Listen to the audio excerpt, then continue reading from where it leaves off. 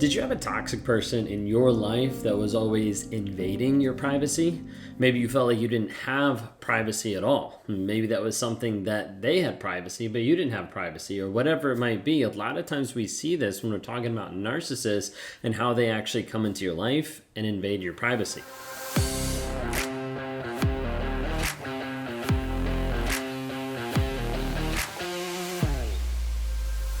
If you guys are new here, my name is Ben Taylor. I'm a self-aware narcissist on this channel to provide awareness, growth, healing, change, and development. And do that every single day by meeting with people across the globe in one-on-one and Zoom calls to try to help people get clarity from the confusion and the crazy making that they've been through. I'm the founder of Raw Motivations, the creator of the Narc app, and your guide in the 45-day clarity challenge to help you find that clarity in a systematic process. You can access that at claritychallenge.net. If you like what you see here, talking about narcissism, narcissistic abuse, my journey in narcissism, please hit subscribe and hit that notification. That way you get notified when we drop new videos, when we're doing live Q&As, and to just be a part of the community of survivors and of people trying to heal, grow, and change.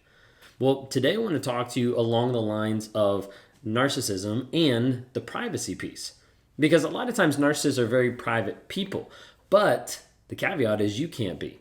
It's not something that you're allowed to be private or have secrets or have things that you don't share everything, but they're allowed to. And that's the thought process, and that normally is what happens. So I want to talk to you today about how a lot of times the privacy about narcissists, how they're very private people. Okay, we're going to talk about that, break it down, how they normally invade your privacy, how they'll accuse you of invading their privacy, and some tips to be able to work through this a little bit. Okay, so when we're talking about narcissism, let's just define it. Let's put it out there really quick. And when we're talking through the inflated ego, the sense of self-importance, the idea of like manipulation, being entitled, not having any empathy, like we're talking about someone who is very much self-centered. And so like for me, like it was all about me. Like it wasn't about my wife, it wasn't about my work, it wasn't about my family, it wasn't about anything. It was all about me. And so in that regards, it ends up being something that like I have to manipulate, I have to control, I have to gaslight, love bomb, future fake, all these different things to be able to avoid guilt and shame, to be able to avoid the person that I am underneath. Underneath the what? Underneath the mask. And so typically you see narcissists that always lie. They're incongruent with who they are and who they say they are. The mask that they put up is something completely different than who they are inside or the things that they're struggling with inside, whatever it might be, okay? Because narcissist normally is going to hide who they are. They're going to lie about it. They're going to put up a false persona, and underneath the surface is actually something different. And so in that regards, I would just like saying like, hey, like they're very private in that way. Okay, private as far as like, I don't want to tell you who I actually am because I don't want to admit who I actually am. A lot of times I'll say like a narcissist is the first victim of gaslighting because they're also changing their thought process, changing their mindset to not be the bad person. Does that make it right? No, not at all. But I'm just saying like that's the thought process of like, if I have to always be right and you're proving that I'm wrong, I have to change the story. I have to switch it around so that I'm not the bad guy. Like that's the idea. Now, when we're talking about privacy, like you normally don't have privacy. Now, you've probably seen a lot of different things from the narcissist, okay? Maybe that privacy is talking about social media, maybe it's about work, maybe it's about friends, maybe it's about like all these different things, and they might say, you know, oh, I don't even have social media. Like that's not even something that I do, and then you find fake accounts down the road. A lot of times people will be like, oh, my ex, like they didn't have even social media. They didn't even, they hated it. They didn't want me on it. They weren't on it. And then later down the road, they normally find out that the other person actually did have social media. They just had the accounts hidden, but they weren't allowing the other person to have social media. Like we've seen that a lot of times. Maybe you'll have the aspect of like my narcissist, like they didn't cheat on me. Like they didn't do that at all. But then you find those messages and you start realizing, wait a second, they were in constant communication with multiple people. And so you get to this place where you're like, wait a second, like what's actually going on? And so when it comes to this privacy piece of like, okay, like I'm not going to tell you something, I'm going to keep something private. When we're talking about that, like a narcissist thinks that they can be private, but that you can't. So typically what we're looking at is a narcissist is like, hey, what's mine is mine, and what's yours is also mine.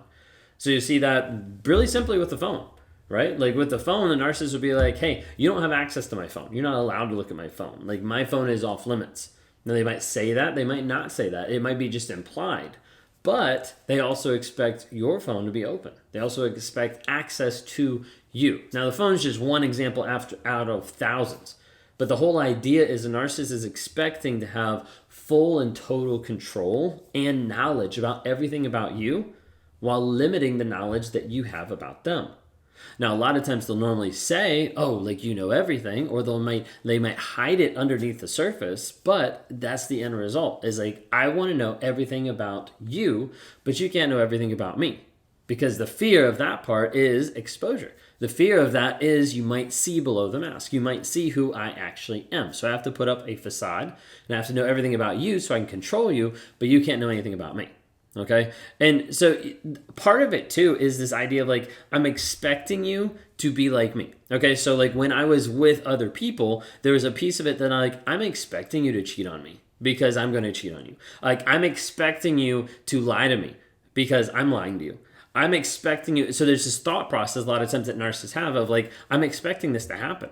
Like this is like a fear of mine or an idea of mine that you're probably going to do this because of who I am. That's why I'm putting up a fake persona. But you're also probably going to do this because like this is what I do. And so it's like already like implied or projected like, okay, this is happening. This is why you'll get narcissists that will accuse you of cheating or of like, can't believe you would do this or all these different types of things because they're looking at you being like, oh, you're going to do exactly what I would do in your situation. The problem is with a narcissist, they normally take it to extreme. They normally take it to high levels of invading your privacy and controlling and manipulating, etc.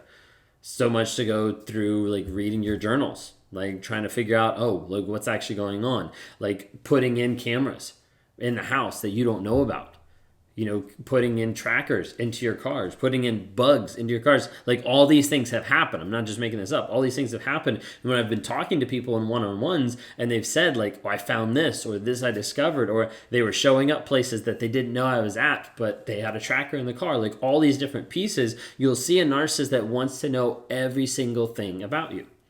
You see, part of it is this idea and this concept of that knowledge is power. Now, while that's true in a sense, but like knowledge that's acted on, like it is actually power. But for a narcissist, the thought process is like, if I know where you are, if I know what you're doing, if I know what you're saying, if I know what you're thinking, then I'm able to control and manipulate the story I'm telling you and the image that you're seeing. And you have to remember, a lot of it comes back to the narcissist and their image, even if that means I have to control another person, even if that means I have to control you. So typically, when this is happening and they're rummaging through your stuff, they're like sneaking around, they're doing all these things, typically you're going to be developing high levels of fear. You're going to be dealing with a lot of betrayal. Like you're going to have a lot of confusion, a lot of times anger, and you're also going to start like seeking out some answers. Like what is actually real? Like what do I actually understand? What is actually here? And this is where we get to the place where the narcissist starts accusing you of invading your privacy.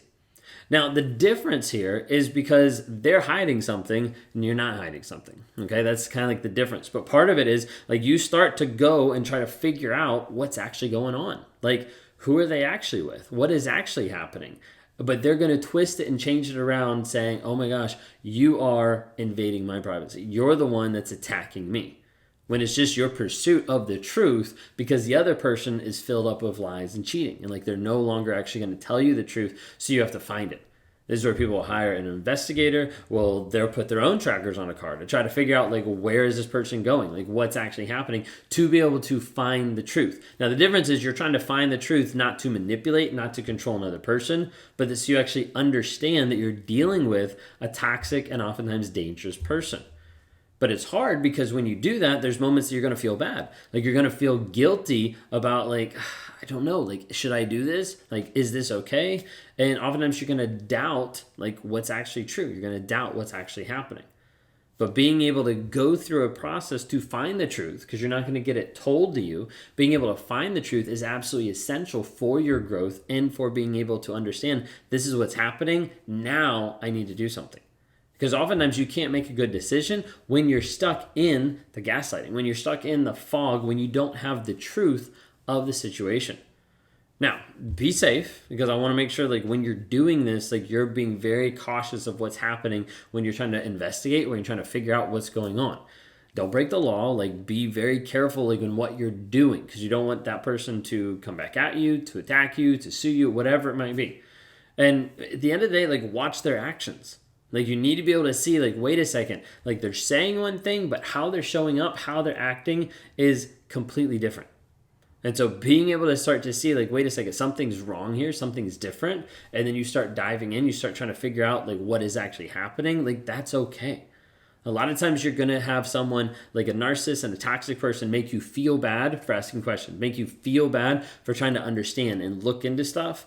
If they're making you feel bad for a simple concern, a lot of times that means your concern is pretty justified. If you're going through this and you're thinking like, maybe my partner's a narcissist, like, reach out. I would love to be able to help you. I work with people on Zoom all across the globe every single day to try to give them clarity from the confusion and the crazy making they've been put through. Like, we'll go through what's happened in the relationship, how it's come across, what the person said, all these things. And I can break it down and give you insight of this is what they're actually saying. This is what they're meaning. This was a manipulation tactic and things like that, to be able to give you ideas about your situation and have you see and work on helping you see the truth of what's actually going on. So if you'd like to talk to me today, just go to rawmotivations.com, click on the one-on-ones, and we can set up a time to chat.